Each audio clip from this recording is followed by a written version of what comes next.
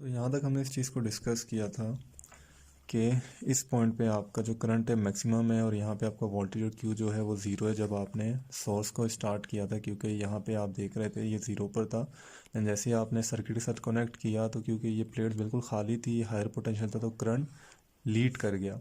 लेकिन जब आप देखते हैं आपका वोल्टेज और चार्ज दोनों इस पर स्टोर हो जाते हैं, यानी इस कैपेसिटर पे चार्ज स्टोर हो जाते हैं, उसकी वोल्टेज बराबर हो जाती है, यानी वी नोट आपका पीक आ जाता है। ये पॉइंट जहाँ पे मैंने मार्कर इस वक्त रखा हुआ है।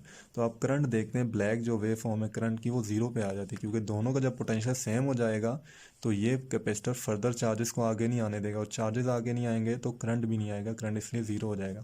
आगे जब आप देखेंगे ये अपनी पोलैरिटी चेंज करेगा, नेगेटिव साइड ऊपर आ जाएगी। मैं नीचे डायग्राम बना देता हूँ इसके लिए एक और। अब जब आपकी सोर्स की ये नेगेटिव पोटेंशियल हो जाएगी, ये पॉजिटिव हो जाएगी, और ये आपने कैपेसिटर लगा रखे थे जो फुली चार्ज हो गए, 5 वोल्ट का ये बन गया। अब आपका बल्ब यहीं पे लगा हुआ था। अब होगा ये कि ये जो हायर पोटेंशियल है यहाँ से चार्जेस जो है रिवर्स डायरेक्शन में आना शुरू हो पड़ेंगे, यानी करंट की डायरेक्शन अब आपकी कुछ एंटी क्लॉकवाइज चलना शुरू हो पड़ेगी। जब करंट की डायरेक्शन एंटी क्लॉकवाइज चलेगी, मीन्स आप देख रहे हैं किस पॉइंट पे पहले ये पीक पे गया तो आपका करंट क्या हो गया, ज़ीरो हो गया। जब ये डिक्रीज़ करना शुरू, डिक्रीज़ का मतलब है आपकी पोलैरिटी चेंज हो गई। अब आपका पॉजिटिव सोर्स का इधर आ गया, चार्जेस यहाँ पे स्टोर हो रहे हैं। तो जैसे ही अपनी पोलैरिटी चेंज करेगा, अब ये प्लेट जो है आपकी खाली है और ये हायर पोटेंशियल है, ये लोअर पोटेंशियल थी पहले, ये नेगेटिव के साथ कनेक्ट थी। तो अगेन करंट क्या कर जाएगा, लीड कर जाएगा। यानी जैसे ये दोनों पहुंचेंगे ज़ीरो पे, क्यू और वी, आपका करंट अगेन कहाँ पर होगा, लीड पर होगा। अगेन जब आप देखेंगे कि यहाँ से आपके चार्जेस जो हैं इस प्लेट पे, ये वाली प्लेट पे स्टोर होना शुरू हो पड़ेंगे, तो आपके अगेन यहाँ पर भी 5 वोल्ट नीचे वाली साइड पे बराबर हो जाएगी इस सोर्स से, जो हमने सोर्स रखी थी 5 वोल्ट की। तो जैसे ही दोनों का सोर्स बराबर होगा तो फर्दर करंट नहीं गुजर पाएगा, फर्दर करंट नहीं गुजर पाएगा, तो अगेन आपकी जो क्यू और वी है यहाँ पर पहुँच जाएंगे अपनी पीक पे।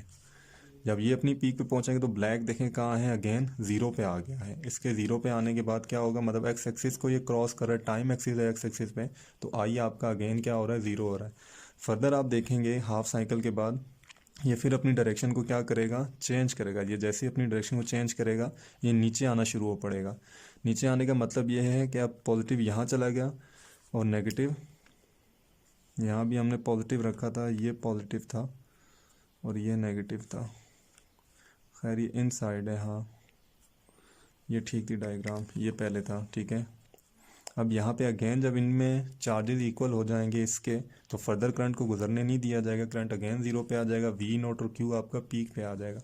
जब अगेन ये अपनी साइकिल चेंज करेगा, यहाँ पे हायर पोटेंशियल नेगेटिव इस साइड पे आ जाएगा, मतलब ये वाली बन जाएगी डायग्राम, तो अगेन करंट जो है लीड कर जाएगा, फिर करंट 90 पे पहुँच जाएगा और आपका वोल्टेज और चार्जेस जो हैं वो यहाँ पे ज़ीरो पे आ जाएंगे। तो इस तरह आपका जो करंट है वो बार बार सर्किट में रिवर्स करता रहेगा, कभी डायरेक्शन ये कभी ये, क्योंकि ये एसी सोर्स है तो एसी हमें पता था डायरेक्शन अपनी चेंज कर लेता है, और आपका बल्ब जो है कंटिन्यूसली ग्लो करता रहेगा, वो बंद नहीं होगा। जबकि डीसी के केस में ये बंद हो जाता था, क्योंकि यहाँ पे सिर्फ करंट की डायरेक्शन डायरेक्ट थी, और कैपेसिटर में इंसुलेटर है, डाई इलेक्ट्रिक मीडियम में, वो करंट को पास होने नहीं देता था।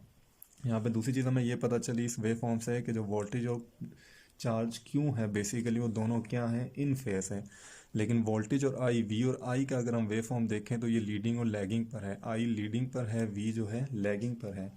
इस चीज़ को हम कैसे डिस्कस कर सकते हैं, अगर हम इसे डिस्कस करना चाहते हैं या डिफरेंस देखना चाहते हैं दोनों का,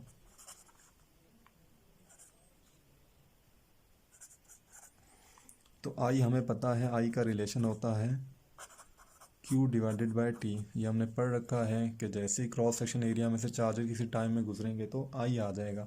और ये Q बाई टी ज़रा आप यहाँ पे देखें कहाँ है, मैंने आपको बताया था टी यहाँ पर है एक्स एक्सिस पे, और जो आपका Q है वो कहाँ है, वाई एक्सिस पे, जहाँ पे V भी है आपका। यानी Q आपका वाई एक्सिस पे, टी आपका एक्स एक्सिस पे। तो अगर आपने आई निकालना है तो यहाँ पे आप क्या ड्रॉ करेंगे, स्लॉप। आपको स्लॉप बताएगा यहाँ पे, जब आप Q वाली साइड पे यहाँ यहाँ यहाँ यहाँ या यहाँ जब आप स्लॉप ड्रॉ करेंगे तो आपके पास किसका रिलेशन आ जाएगा, आई का। जहाँ पे स्लॉप मैक्सिमम होगा वहाँ पे आई मैक्सिमम होगा, जहाँ पे स्लॉप मिनिमम होगा वहाँ पे आई मिनिमम होगा।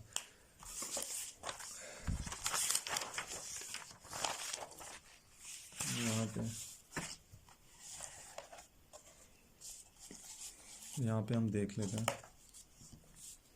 ये वेव फॉर्म में दोबारा बना देता हूँ। यहाँ पे ये टाइम है, ये आपका वाई एक्सिस था, ये आपका एक्स एक्सिस था। आपने याद रखना एक्स एक्सिस पे टाइम था और वाई एक्सिस पे आपकी कौन कौन सी क्वांटिटी थी। एक आपकी करंट की क्वांटिटी थी, एक आपके पास चार्ज और दूसरी वोल्टेज के लिए थी। ये आपकी किसके लिए थी, क्यू के लिए, और ये आपकी किसके लिए थी, जो मैं रेड से ड्रॉ कर रहा हूँ ये आपकी वी के लिए थी।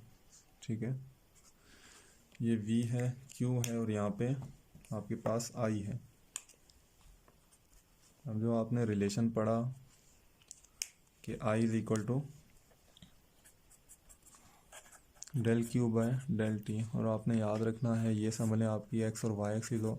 अगर आपका स्लोप कुछ इस तरह हो, आपके स्लोप की लाइन वाई एक्सिस की लाइन के बराबर हो, तो इस स्लोप को मैक्सिमम कहा जाता है।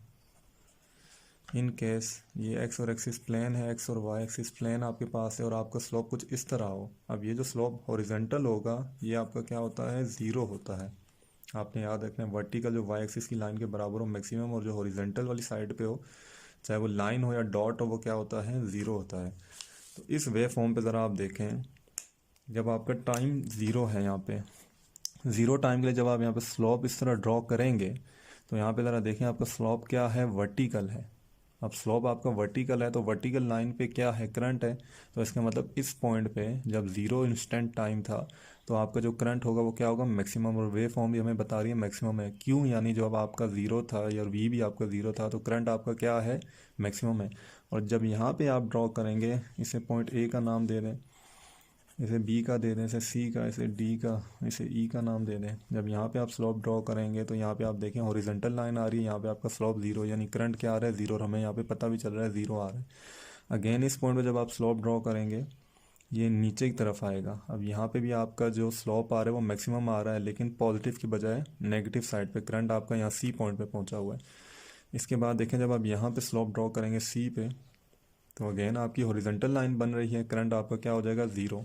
जब आप यहाँ पे ड्रॉ करेंगे, चार्जेस के लिए आप ड्रॉ करें, ठीक है, ये ज़ीरो पे था, हमने ड्रॉ किया था तो लाइन इस तरह बनी थी, करंट यहाँ था, यहाँ पे ड्रॉ किया, करंट यहाँ था, ज़ीरो था। जब हमने यहाँ पे स्लोप ड्रॉ किया बी पे तो करंट हमारा यहाँ पर था, चार्जेस हमारे बी पॉइंट पे थे और करंट यहाँ था। जब सी पे हमने ड्रॉ किया तो हमने क्या देखा कि जो हमारे चार्जेस हैं वो ये रेड वाली लाइन बी की और ब्लू वाली आपकी चार्जेस की ये पीक पे है, लेकिन करंट आपका कहाँ था, ज़ीरो था। जब आपने यहाँ पे स्लोप ड्रॉ किया तो करंट आपका यहाँ था। तो इस तरह डिफरेंट स्लोप ड्रॉ करके आप आई की वैल्यू क्या कर लेंगे, फाइंड आउट कर लेंगे। ये मैथमेटिकल स्टेप है। तो इसका आप ग्राफ भी बना सकते हैं, हर पॉइंट के लिए आप वी और आई की वैल्यू लिख सकते हैं। तो आपको यहाँ नज़र आता जाएगा हर पॉइंट पे जो आई है वो वी को क्या कर रहा है, लीड कर रहा है with face angle pi by 2, 90 के एंगल से इसे क्या कर रहा है, लीड किया जा रहा है। नेक्स्ट देखिए इसमें क्या चीज़ आएगी, वेक्टर रिप्रेजेंटेशन। अगर वेक्टर फॉर्म आप देखना चाहें तो वेक्टर फॉर्म आपको पता है कैसे बनेगी। यहाँ पे वी था, आई यहाँ पे था जब आपने वेव फॉर्म स्टार्ट की थी। तो वोल्टेज आपका हॉरिजेंटल ज़ीरो पे है और पॉजिटिवली इंक्रीज़ कर रहा है, तो वी आपका यहाँ आएगा और आई आपका कहाँ आएगा, वो एंटी क्लॉकवाइज हम चलते हैं। अगर वी यहाँ है तो आई फिर आपका यहाँ पे होगा जो लीड पर है। बेसिकली आई दोनों के दरमियान में एंगल कितना आएगा, 90 का, क्योंकि हमने पिछले टॉपिक में भी देखा था और यहाँ पे देखा पाई बाय 2 से है, करंट लीड कर रहा है, तो 90 का एंगल वी और आई के दरमियान आएगा। ये बेसिकली वेक्टर रिप्रेजेंटेशन हो जाएगी, वैसे आप एंटी क्लॉकवाइज घुमाना शुरू कर देंगे। इसके बाद आप देखते हैं कि पावर डेसिपेशन यहाँ पे क्या आएगी।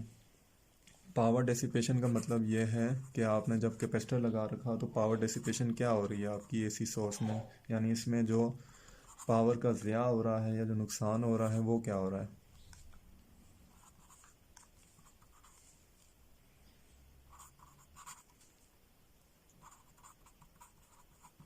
अब देखें पावर डिसिपेशन इसमें नहीं होती है। इसमें पावर डिसिपेशन आपने याद रखना है ज़ीरो होती है। उसकी वजह यह है कि ये आपने एसी सोर्स जो लगा रखा था और ये आगे जो आपने कैपेसिटर लगा रखा था, अब आपका जो सोर्स है एसी वो जितना चार्जेस सारे यहाँ पे स्टोर करता था, अगले साइकिल पे कैपेसिटर वो सारे चार्जेस सर्किट को वापस कर देता था। मतलब इस हाफ साइकिल में आप देखते थे, ये ऊपर वाली हाफ साइकिल के लिए यहाँ से सारे चार्जेस जाते थे कैपेसिटर की इस प्लेट को पॉजिटिव कर देते थे। जब यहाँ पे भी 5 वोल्ट हो जाता था, आपका जो सोर्स था अपनी डायरेक्शन इन्वर्स कर लेता था, पॉजिटिव यहाँ नीचे आ जाता था और नेगेटिव यहाँ ऊपर चला जाता था। जब ये चीज़ होती थी तो जहाँ पे जो चार्जेस स्टोर हुए थे कैपेसिटर की प्लेस पे पॉजिटिव, वो सारे के सारे सर्किट को वापस कर देता था। यानी हाफ साइकिल पे आपकी जो सोर्स है, जो आपने करंट दे वोल्टेज दे रखा है एसी सोर्स, या जो आपने जनरेटर की मदद से सारा कुछ दे रखा है, ये हाफ साइकिल में जितनी पावर देता था सर्किट को, कैपेसिटर अगले साइकिल पे वो सारी की सारी पावर वापस कर देता था, क्योंकि ये चार्ज स्टोर कर रहा होता था। तो पावर डिसिपेशन कैपेसिटर के केस में आपकी क्या होगी, ज़ीरो होगी। अब यहाँ पे आती है कि रेजिस्टेंस क्या होगी कैपेसिटर में। नेक्स्ट आपकी ये चीज़ है, इसे रिएक्टेंस का नाम आप देंगे रिएक्टेंस ऑफ आ कैपेसिटर।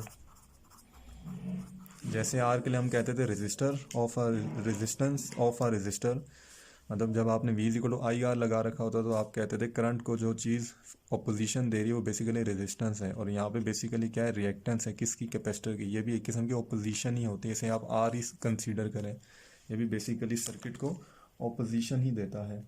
इसका सिंबल क्या होता है, एक्स सी। वहाँ पे आपका डीसी में आर होता था, V is equal to I R, R आपका ऑपोजिशन होता था। यहाँ पे एक्स सी होता है और उसकी वैल्यू होती है V R M S divided by R M S के बराबर। यानी ये वो रिएक्टेंस होती है या ये वो ऑपोजिशन होती है जो सर्किट में दी जाती है, किसके फ्लो को, फ्लो ऑफ एसी को। यानी एसी के फ्लो को जो आपका एसी जो है ऑपोजिशन देता है वो क्या होती है, एक्स सी। अल्टरनेटिव करंट को ये ऑपोजिशन मिलती है। यहाँ पे वी आर एम एस आपको पता है, आई आर एम एस की वैल्यू भी आपने पढ़ रखी है। और जो एक्स एक्स की यूनिट है, एक्स सी की जो बेसिकली यूनिट है, ये भी आपने याद रखना है, ओहम ही है। जैसे रजिस्टर आर की यूनिट ओहम होती थी। इसके अलावा इसका दूसरा रिलेशन ये होता है, मतलब एक ये फॉर्म होती है लिखने की, दूसरी होती है 1/ओमेगा सी। अब सी आपको पता है कैपेसिटेंस है, कैपेसिटर की ओमेगा क्या है, फ्रिक्वेंसी है। अब फर्दर इस ओमेगा को सॉल्व करें तो हमें पता है हमारे पास क्या आता है, 2πf/c। अब यहाँ पे ज़रा आप देखें कि जो c और 2π है, इसको कॉमन फैक्टर ले लें, क्योंकि ये तो आपके कॉमन नहीं, सॉरी कांस्टेंट फैक्टर ले लें। 2 भी कांस्टेंट है, पाई भी कांस्टेंट है और c भी कांस्टेंट होगा।